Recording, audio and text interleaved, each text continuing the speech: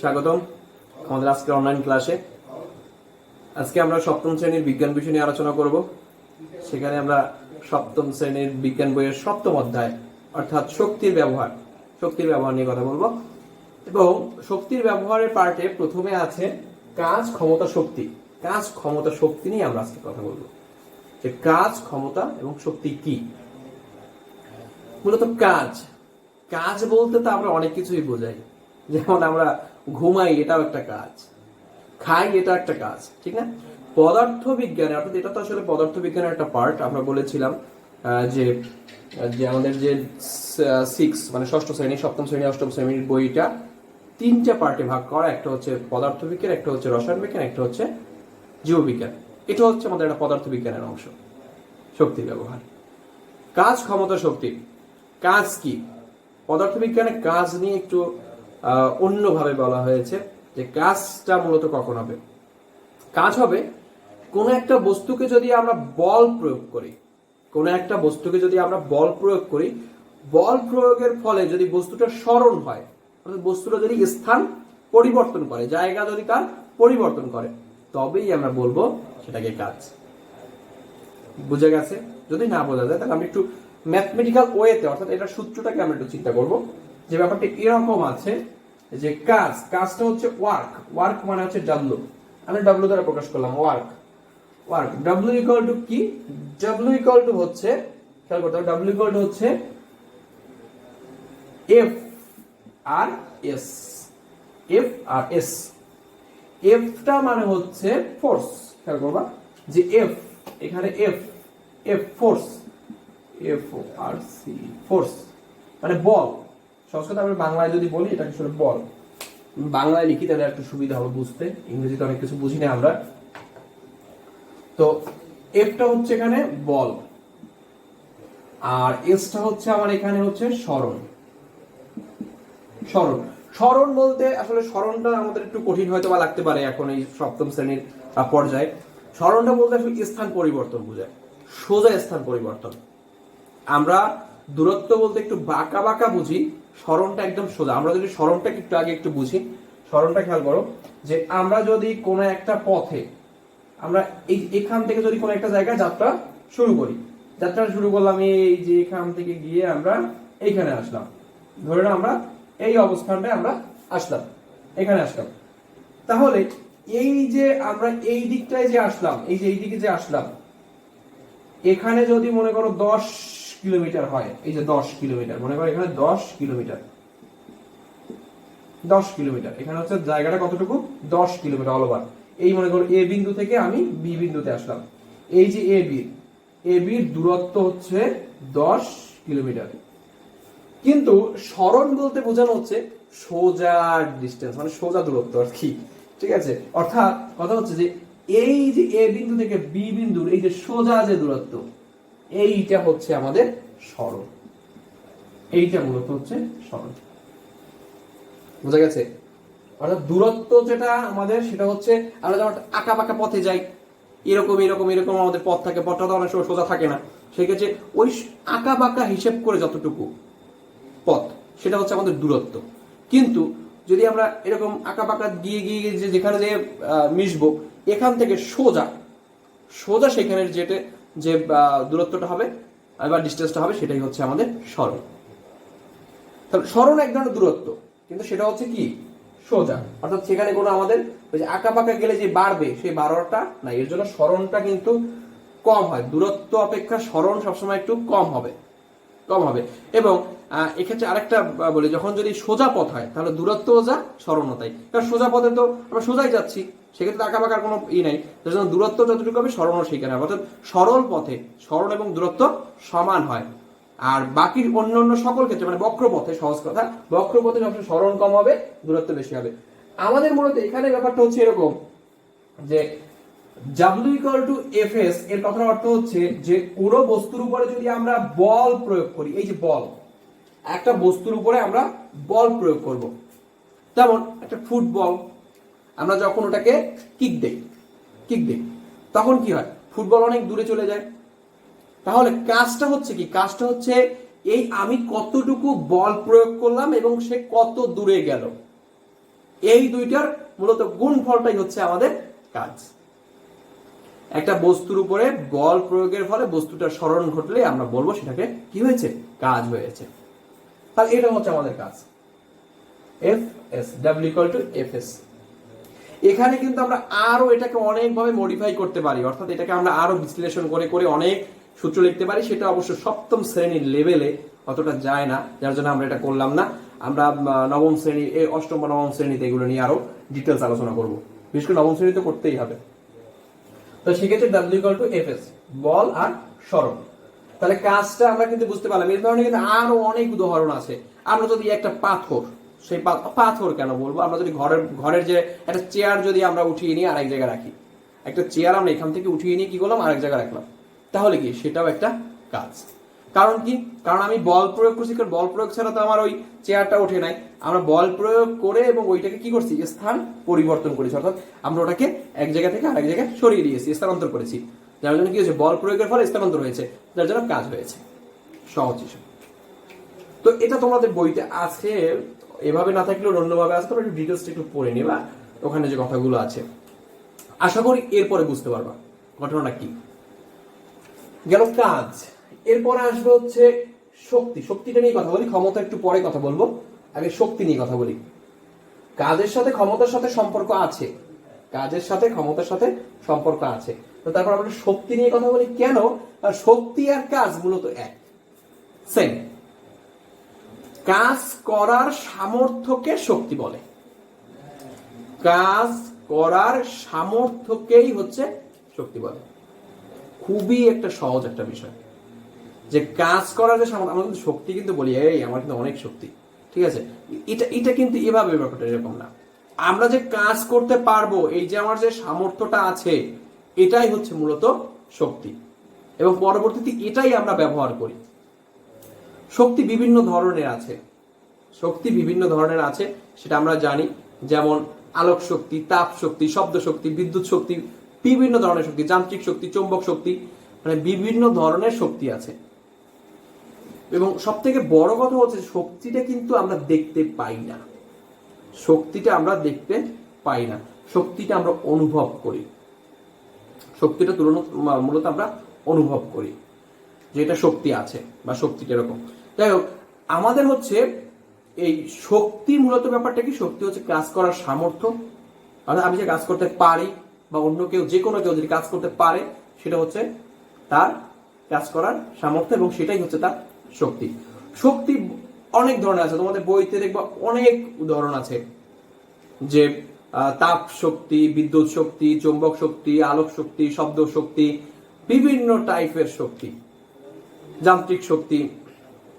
তো আমরা এই শক্তির ভিতরে যে আলোচনা তো করবোই, সবগুলো নিয়ে আমাদের অনেক কথা আছে। সেক্ষেত্রে আমরা যদি চিন্তা করি যে যান্ত্রিক শক্তি বলতে একটা কথা আছে, সেই যান্ত্রিক শক্তিটা দুই ধরনের, একটা হচ্ছে গতি শক্তি, আর একটা হচ্ছে স্থির শক্তি বা বিভব শক্তি বলা হয়। স্থির শক্তি, গতি শক্তি, আর একটা হচ্ছে স্থির শক্তি। আমরা আরেকটা বিষয় একটু বলে রাখি, সেটা হচ্ছে শক্তির একটা নিত্যতার সূত্র আছে। নিত্যতার সূত্র বলতে এরকম, শক্তির সংরক্ষণশীলতার নীতি বা নিত্যতার সূত্র বা এরকম একটা কথা আছে। সেটা হচ্ছে যে শক্তির কোনো ধ্বংস নাই, শক্তির কোনো সৃষ্টি নাই, অর্থাৎ তার কোনো ক্ষয় নাই, তার কোনো উৎপত্তি নাই। শক্তির কোনো ক্ষয়ও হয় না, শক্তির কোনো কি হয় না, নতুন করে সৃষ্টিও হয় না। শক্তি আগে যা ছিল এখনো তাই আছে, পরবর্তীতে তাই থাকবে।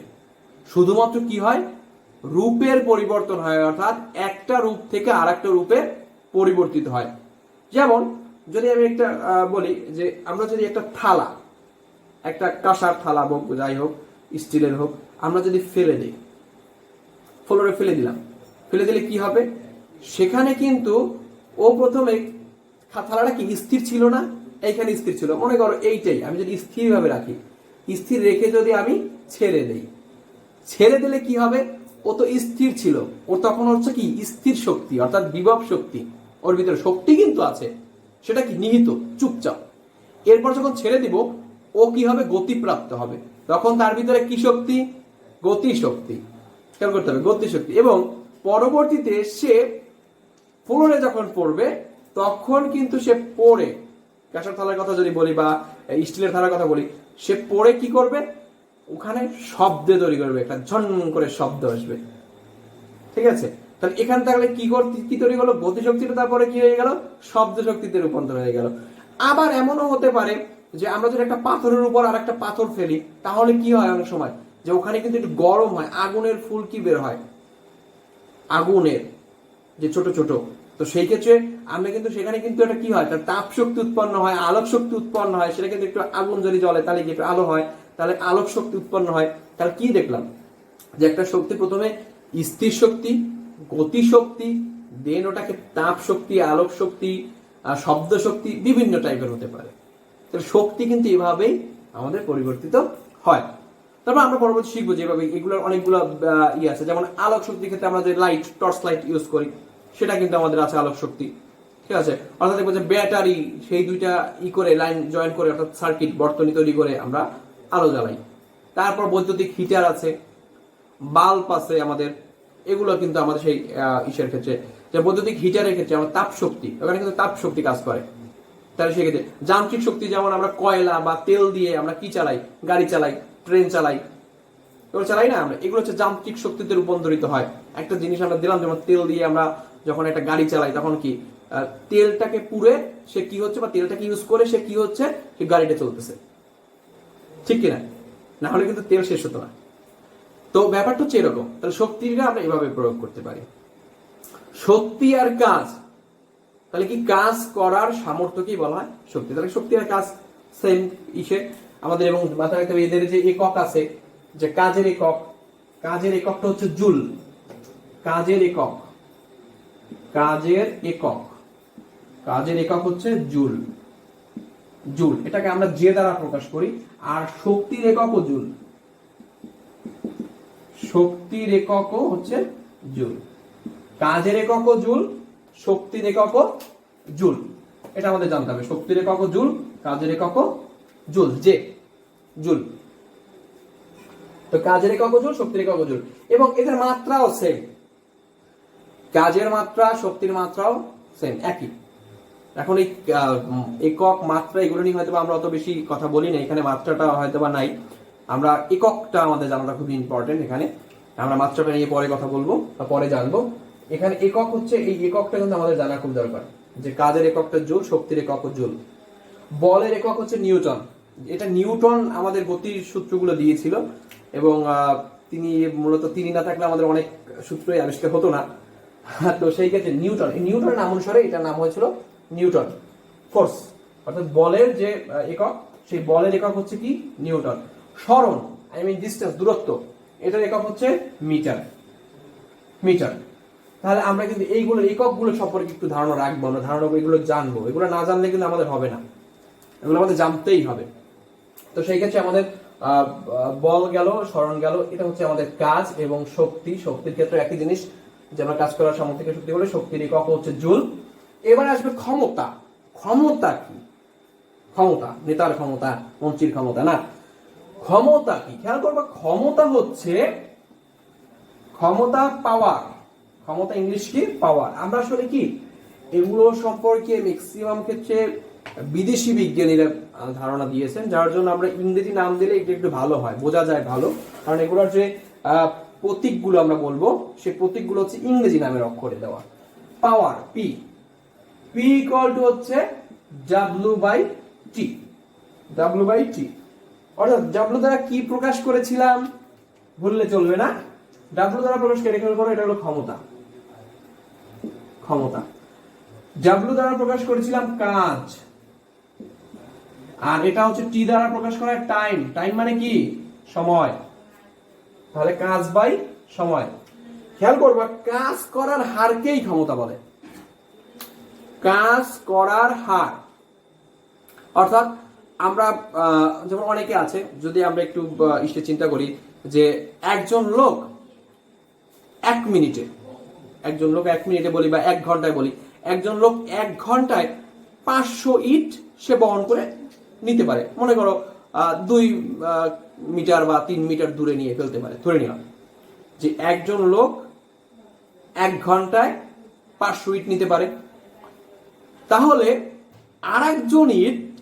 আরেকজন লোক 1 ঘন্টায় 1000 যদি নেয়, 1000 ইট যদি নেয়, তাহলে ঘটনাটা কি ঘটবে? তাহলে ঘটনাটা ঘটবে এইভাবে, দেখো একজনে নিল কত 500, একজনে নিল 1000, তাহলে কার ক্ষমতা বেশি? যে 1000 নেবে তার ক্ষমতা বেশি। তার ব্যাপারটা কিন্তু এইটাই। তাহলে কি কাজ করার হারটা কিরকম হিসাব করলাম? আমি কিন্তু সময়ের সাথে করে হিসাব করলাম, কিন্তু বুঝে গেলাম যে এ কাজ করলো, কতটুকু কাজ করলো, সে 1 ঘন্টায় 500 ইট নিয়ে গেল। আর আরেকজনে সে কি করলো, সে একই টাইমটা কিন্তু আমার ফিক্সড, এর জন্য টাইমটা আমার সেম থাকবে। ওই একই টাইমে তুলনা করতে গেলে তো আমার একটা জিনিস তো সমান রাখতেই হবে, তাহলে আমি কিভাবে বুঝবো? তো সেই ক্ষেত্রে আমাদের টাইমটা এখানে সেম থাকবে। 1 ঘন্টায় আমরা কি করতে পারি, কতটা ইট আরেকজন নিতে পারে। সে যদি কম পারে তাহলে তার ক্ষমতা কম, সে যদি বেশি পারে তাহলে তার ক্ষমতা বেশি। তার মানে কি, কাজ করার হারকেই আমরা বলবো ক্ষমতা। কাজ করার হারই হচ্ছে আমাদের ক্ষমতা। খুবই সহজ একটা বিষয়, কিন্তু যদি আমরা বুঝি, না বুঝলে কিন্তু এটা খুবই কঠিন। যে কথায় আছে না, বুঝলে বুঝপাতা, না বুঝলে তেজপাতা। তো খেয়াল করো, ক্ষমতা হচ্ছে পি, পাওয়ার। পাওয়ার দ্বারা আসলে মূলত বোঝায়, এটা হচ্ছে পাওয়ার, POWER, পাওয়ার। পাওয়ার, তাহলে পাওয়ার যদি হয়, সে পাওয়ারের পিটাকে আমরা এখানে নিয়েছি ওয়ার্কের, WORK, ওয়ার্ক। এই ওয়ার্কের আমরা কি নিয়েছি, ডব্লিউটাকে নিয়েছি, এবং টাইম, TIME, টাইমের টিটাকে আমরা নিয়েছি। খেয়াল করতে হবে, এগুলোই কিন্তু মূলত কাজ। এই যে বললাম, সব ম্যাক্সিমাম ক্ষেত্রে বিদেশিরা এগুলি করেছে দেখে তাদের নাম অনুযায়ী, মানে তারা যে নামগুলো ইউজ করেছে, আর আমরা যদি করতাম তাহলে রোয়িং করিং একটা কিছু হইতো, ঠিক আছে? তো সেই ক্ষেত্রে আমাদের এখানে পাওয়ার, P, ওয়ার্ক আর টাইম। এটা হচ্ছে, তাহলে আমরা কি বুঝলাম, যে ক্ষমতা হচ্ছে কাজ করার হার। তো খেয়াল করো, যে কাজ করার হারটা কিন্তু এইভাবে কাজ কিন্তু আমরা বিভিন্ন ভাবে করতে পারি, বিভিন্ন ভাবে। এই উদাহরণগুলো কিন্তু অনেক হতে পারে, অনেক উদাহরণ। যে আমরা কাজ কোনো দিকে দৌড়িতে গেলাম, যে 1 ঘন্টায় একজন লোক 5 কিলোমিটার দৌড়াতে পারে, আর একজন লোক 3 কিলোমিটার দৌড়াতে পারে, তাহলে কার ক্ষমতা বেশি? অবশ্যই যে 5 কিলোমিটার যাবে তার ক্ষমতা বেশি। খুবই সিম্পল। তো এটাই হচ্ছে আমাদের কাজ, ক্ষমতা এবং শক্তি। আশা করি বুঝতে পেরেছো। দেখা হবে পরবর্তী কোনো ক্লাসে। ভালো থাকো।